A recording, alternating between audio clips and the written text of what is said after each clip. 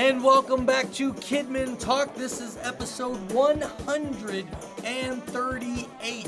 And I am really excited about this episode. I really want you to focus in on this podcast. I honestly, truly believe that this episode of Kidmin Talk could have a dramatic impact on your next season of ministry, because we are headed out of a crazy season and churches are getting ready to reopen and resume, and they're making those plans. I'm reading all the Facebook posts and all the tweets, and I'm getting messages, and I'm reading all that, and it's all good and it's all important, but I think there's something being missed. I think there's a missed opportunity in the midst of this season. So I want to challenge you. I want to ask you some profound questions that the answer to those questions could have a dramatic impact on your ministry, and for the positive in an incredible way. Today's episode is sponsored by ServeHQ.Church. I'll tell you a little bit more about them and why I'm very excited about the potential for ServeHQ in this next phase. So sit back, relax, and let's get ready to talk Kidmin. Hey, this is Karl Bastian, aka the Kidologist from Kidology.org, and I am just so honored to get to spend this time with you, whether you are listening on iTunes or on Facebook or YouTube or wherever you found this. I am super excited to spend this time with you. In fact, I am going to be trying really hard, and it's going to be hard for me, to not give you too many answers and not give you too many ideas. And that sounds crazy because maybe that's why you're listening. So don't stop listening, but I want to ask you questions. I want to ask you some profound questions. You know, the secret to leadership is not what you do, it is the questions that you ask and the answers to those questions. That's why I love to tell the joke about the student who went to his master and he said, "Master, why is it that every time I ask you a question, you respond with a question of your own?" To which the master contemplated and thought and reflected, and he answered by saying, "Why do you think that I do that?" See, that professor, that master, he knew, sensei even, he knew the power of questions. So this is an exciting era. Where we're at right now, we're headed into the middle of June. Churches have either begun to reopen, some are preparing to reopen, some may not open for a couple of more months. It all depends on your state and the regulations and the guidelines and the suggestions, and trying to manage the comfort levels of your people, and it is challenging. But I got to tell you, this has been one of the hardest seasons of ministry, and yet it has been one that I have enjoyed the most. It has been exciting. I have enjoyed watching how my own church has responded, and how we've been giving out, boxes of hope to needy families. We've had drive-through dinners where we've partnered with the city and with restaurants to provide meals. And as you know, through Kidology, I have loved putting together kids' church online services. From that first week when I left a family getaway on Friday, was called into church and found out no services on Sunday, and I spent my entire Saturday not only filming an online service for Big Church with the other staff, but producing a kids' church service that very first week. Have no fear, God is here. And then I did an Easter series called Rise, and then we did the Eternity and Beyond Space series, then we did Extreme Bible Dudes, and right now I'm in the middle of the Sneak and Snoop Bible Detectives, and I've had so much fun doing this. But ministry is going to be changing. We've totally shifted. I love doing webinars on taking your ministry digital, how to do Zoom, how to edit in iMovie. So many of you have learned some incredible new skills, and I'm so proud of you. It's actually been fun to watch the view counts go down on the services that I'm providing and putting out because more and more of you have not needed them because you're starting to create your own stuff. And while I'm sad to see view counts go down, I celebrate that I've been able to play a small part in helping other churches produce their own stuff for their kids. And I've talked in past podcasts how things from you for your kids is the best. It's not about the quality. It's about you loving your kids, communicating with your kids, and trying your best to be creative for your kids. But right now, the talk is all, boy, how are you reopening? Masks or no masks? How are you going to follow guidelines? And I'm reading those threads and I'm following those threads. I'm having to dive into CDC guidelines and in cooperation, with Colorado and what's expected here. And we're still figuring it out. And I'm reading all these threads and it's all good and it's all important because we need to reopen well. We need to do it in a way that people feel safe. We need to do it in a way that's healthy. I love that the bar is going to be raised for cleanliness. That's a good thing all around, right? I mean, it's kids ministry. Kids are always sniffling and sneezing. This well baby policy and please don't bring your sick kid to church.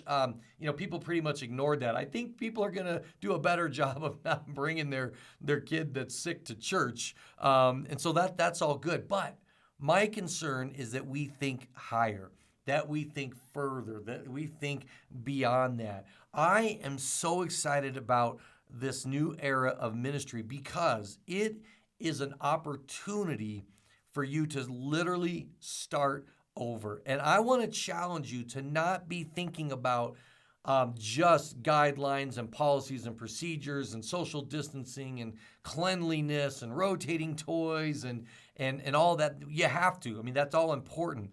But you've heard that expression, not seeing the forest, for the trees. And there's a lot of trees that we got to deal with right now. But this is an opportunity for you to completely start over. If you're familiar with my book, the Kidology Ultimate Toolbox for Children's Ministry, if you don't have this, I would encourage you to get it. And in fact, I'm going to show away that I'm going to give away a digital copy of this later in the podcast, and I'll tell you how. But the whole premise of this book is blueprints for children's ministry, and it uses the metaphor and the analogy of building a building in its uniqueness and foundation laying and team building and resources and getting organized, and it's phenomenal. I got an email just this week, someone saying it was the best investment they ever made in their ministry was to buy this book. Well, my point's not to promote the book, although certainly I hope you'll buy it, and I know you'll find it helpful because it's just all the stuff I've learned from doing this for decades. But right now, you have an opportunity to build something new. A resource like this is great when you're new, whether you're a new children's pastor or you're starting in a new ministry. But right now, you don't have to change churches. You don't have to have a new job in order to start something new. I'd like to make the analogy, and it's a painful one, of something disastrous happening to your home. I've had friends who have had a fire in their home and it ruined things and they had to gut it. And yet in every situation, as hard as it was and as painful and as costly, their homes ended up better after the fire because they got some insurance money. They were able to rebuild, redesign, put in new floors, do some creative things they always wanted to do, but they just never had the money to do it or the time to do it, or frankly, they didn't need to do it. And sometimes if we don't need to do something, we just never do it, right? And yet that fire or that hurricane or that earthquake or whatever it is that comes along and if not completely destroys the building, renders it unusable for a season. Well, that's our churches right now, right? Things were humming along. Things were going great. I know at my church, we were growing. We were in an exciting phase. I was in the midst of the planning for our Easter outreach, and I've talked about that in the past, and so exciting. We had momentum going, more people coming every year than the year before, and all of a sudden, a storm came in the name of COVID-19, and it wrecked our ministries. It blew upon our buildings, and all of a sudden we found ourselves evicted, right, from the building. And we had to set up triage, and we had to learn how to video edit, and we had to learn how to do Zoom, and we had to get back on that old-fashioned thing called the telephone and call people. And yet the building needed repair. Now we're trying to go back in. And my challenge is, don't just go back in. Do not go back to what you're doing before. You have an opportunity right now to do something fresh and to do something amazing. So if something catastrophic comes upon a building, and it has come upon our ministries, how do we start over? Well, the first thing you've got to do, number one, is you've got to clear the rubble. I mean, there is destruction. Now, our buildings they're probably really clean. They haven't been used. I'm not talking about physical rubble, but I'm talking about this is an opportunity to clean out. Now, this can be literally use this as an opportunity to clean out rooms, clean out closets, get organized. All that would be great to do. But I would ask yourself some deep questions, all right? To clear away some things from the past and to get ready for this new season of what does God have for you in this new season. You might want to ask yourself, what will nobody miss if I don't resume? What will nobody miss if I don't continue it? And there have been seasons in my life where there were things that I love doing in the ministry.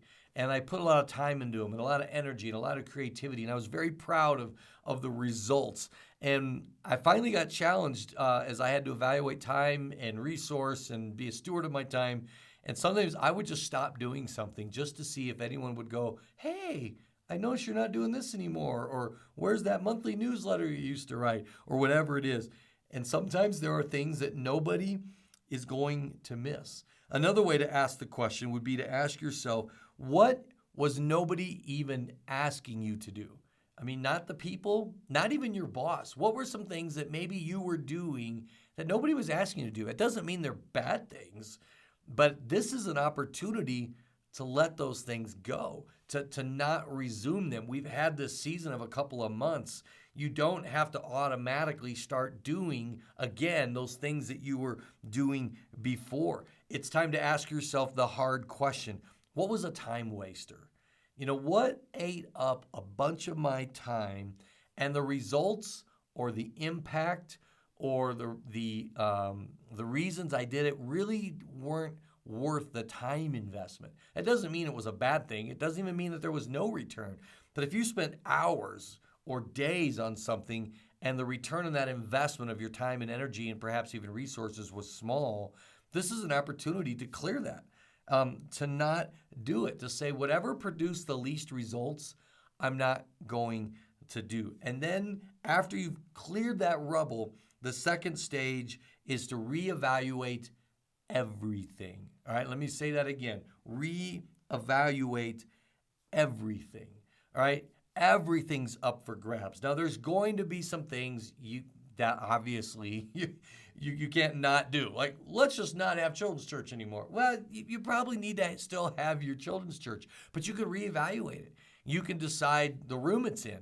You can decide the direction the chairs are facing. You can decide whether it's time to just tear out that old set that the kids are blind to anyway. Maybe it's time, if you've got a month or two before reopening, maybe this is the time to paint, to put some new posters up, to get some new chairs, to get easy risers, something cool.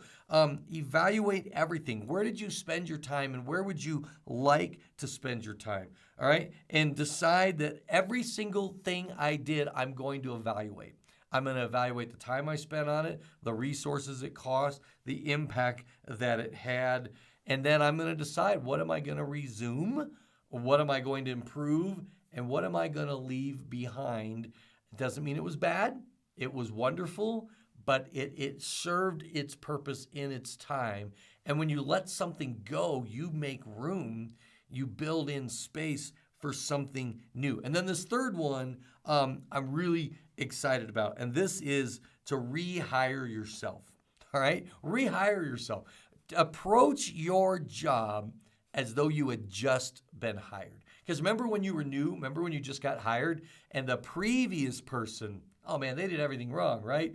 And you came in and you were able to evaluate and do surveys and talk to people and find out where the weaknesses were and what the strengths were and decide how you're going to move the ministry forward. Well, fire yourself. You've been fired for a couple months. I mean, you've been doing a completely different job with video editing and all this other stuff. Don't tell your boss, because, you don't want him reevaluating, right? But rehire yourself and ask yourself, all right, if I were just hired, if I just inherited this ministry from someone else, forget that you're inheriting it from yourself, give yourself that objectivity. There's an article on Kidology called Seeing Your Ministry with Fresh Eyes. Walk through the building, think through the ministry. Every single thing, ask the question, why? Why is this here? Why do we do this? Why is this stored this way? Why is this set up this way? Why do we call it this thing? And so what you do is you start asking why. I would actually challenge you. You're going to think this is nuts, and it's right here in the toolbox. You need to write yourself a job description. Most leaders operate without a job description. Now, I know they wrote when they hired you, right? And that thing is totally forgotten. It's totally, not even referenced anymore. And so it's time to write a new job description. It's time to decide, what do I want my job to be? And I've got a job description. I don't even know if my boss ever seen it, where I have written out my number one goal is I want to be a shepherd. And what does that look like? What does that mean? How do I shepherd? The second one is that I want to be a teacher. That's one of my strongest gifts. I love teaching. How am I going to teach? What am I going to teach? What am I going to teach? And then it's recruiting and training and encouraging special events a little bit further down because they're seasonal. But I've got this written job description that I go to, and then I reevaluate myself and what I'm doing and how I'm doing. I grade myself because I'd rather grade myself. And by grade, I don't mean A, B, C, D, but I kind of have a 1 is, man, you're hitting out of the park. You're awesome at it. 2 is, you're doing a great job. There's room for improvement. 3 is like, okay, you're doing it, but nothing to brag about. 4 is, yeah, you barely have an excuse of doing it. 5, you're completely neglecting this area. If you write your own job description and then on a monthly basis, and especially right now, you evaluate yourself from 1 to 5, from you're hitting it out of the park to like you're terrible at it. How much better is it for you to identify that and you to shift focus and time and energy and bring up some of those low areas? And it's actually okay for a couple 1s to drop to 2s if it means you're bringing some 4 and 5s up. And because we need balance in ministry. So write yourself a job description and then start thinking about your ministry strategy. This might even be a time to develop your philosophy of ministry. If you don't have a philosophy of ministry, search Kidology for philosophy of ministry, and you're going to find a ton of resources. The toolbox, if you get this, is going to walk you through how you can develop a strategy for your ministry. I might even make the next podcast for the ministry philosophy and strategy that I use to evaluate everything that I do. But this is an opportunity for you to start over and ask yourself the tough questions. How am I going to recruit? How am I going to train my volunteers? That's where ServeHQ comes in. ServeHQ is a great website for sending training to your volunteers. You know who watched it. If you use Planning Center, integrates with Planning Center, you can import a list. You can send it out. It actually sends it out by text or email. And it tells you whether they watched the video, whether they answered the review questions that you can put to make sure they watch it and develop your new strategy. In fact, I would actually tell you right now you have no volunteers. Now you probably have a few people helping you during the season, but I would start all over. I would completely start over. Now, your past volunteer roster, that's your recruiting list because you probably are going to lose some people in this season. They've moved, they've gone to another church, or they don't feel comfortable serving yet. And so you need to start fresh with a brand new roster, recruiting people, not assuming, asking every single one of your volunteers to come in. And those who have stepped up and helped in other areas, they're great people to have new workers, but start over. Start everything over. And then after the 4th one, we have clear the rubble. All right, get rid of the rubble. Reevaluate everything. Ask why about everything. And then rehire yourself. Write a job description. think through your strategy, your philosophy, how you ask those big questions, how you're going to reach the community and stuff, and then give yourself a renewed focus. Decide, when I go back into this ministry and we reopen, it's not going to be about, how we clean, how we social distance, what rooms we use. You have to do all that. But don't make that what the ministry's about. Boy, you'll get discouraged, you'll get down, and that will become contagious. And everyone around you will get down. Remember, in ministry, you're either a thermostat or you're a thermometer. A thermometer reflects the temperature. A thermostat sets the temperature. You need to set the temperature with a renewed focus. To talk and dream and pray and strategize about what matters most, and focus your time in those areas. Redefine, what is my mission? What is it I'm trying to accomplish?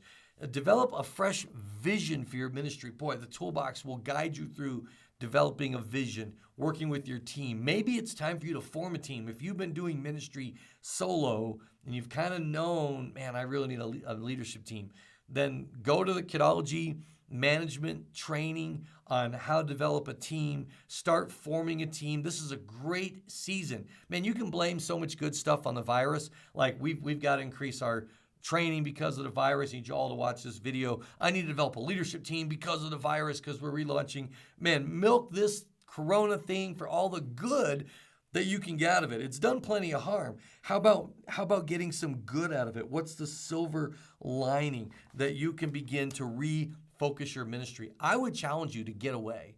All right, get out to a coffee shop if you can find one that's open, or do a drive-through and go to a park. If home can be an area without distraction, then do it at home. Maybe your building is a quiet place, but I'd say get out of the building and just maybe get yourself a blank, brand new notebook and just start writing and sketching, and put those big words down like recruiting, trading, encouraging, ministry to parents, reaching kids online in my community, and start to dream and start to doodle and to think about how, again, I'm resisting giving you ideas, because I know the Holy Spirit is more than capable and better equipped, because he knows you, knows your church, knows your community, to give you some exciting, fresh ideas for this season. So you need to start asking profound questions. I'm going to give you just 2 questions to end with that I'd like you to think about. The first one is this, all right? What 3 things, if you started doing them now, would have a profound impact on you and your ministry over the next 12 months? And I'm itching to give you ideas. I'm just itching to give you ideas, but I'm resisting because I don't want you to go, oh, that's a great idea, I'll do that. No.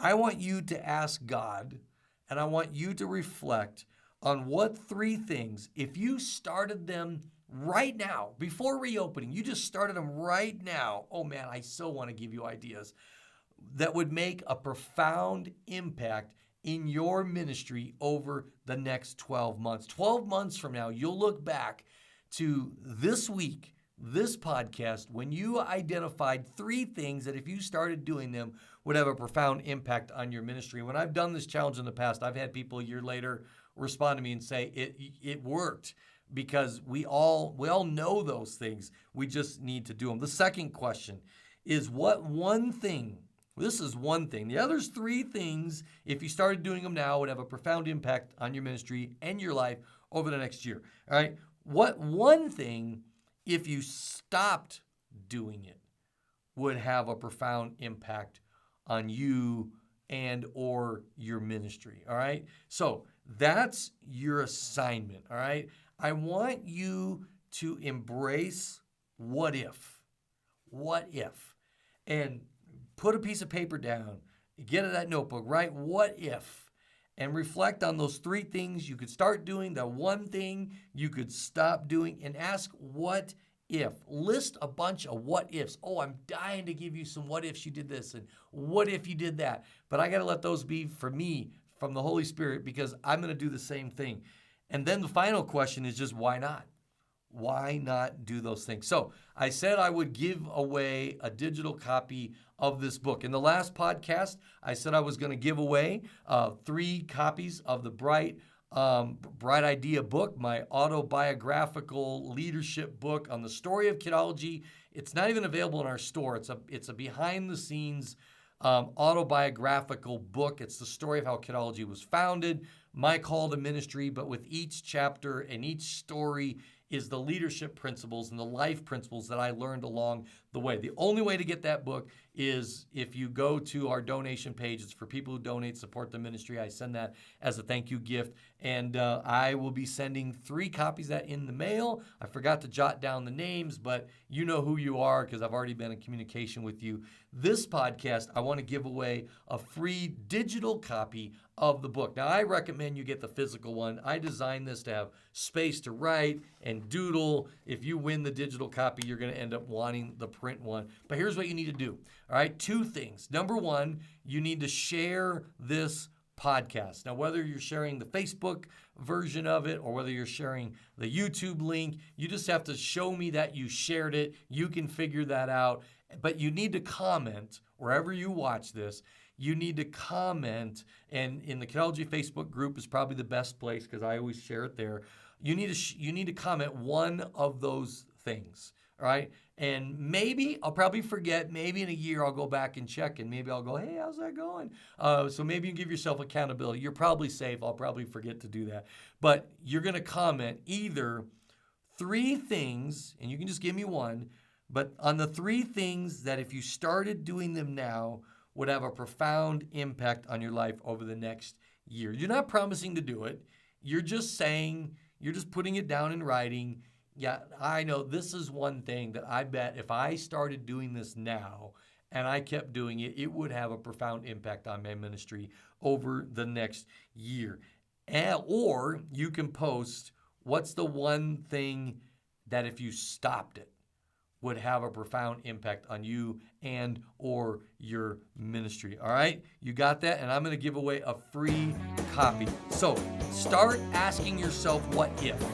Get above the weeds and the noise of reopening church and what that's going to look like and what policies.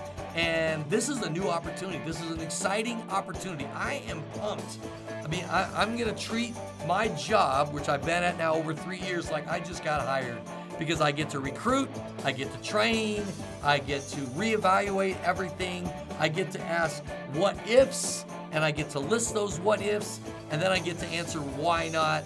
I'm going to be trying at least 3 new things. I'm going to look and pray about that one thing to stop, and I can't wait to see what God's going to do. And I'd love to hear what God does in your ministry as well. Remember to go to kidology.org/servehq to find out how that ministry can help you as well. Thanks for joining me here today.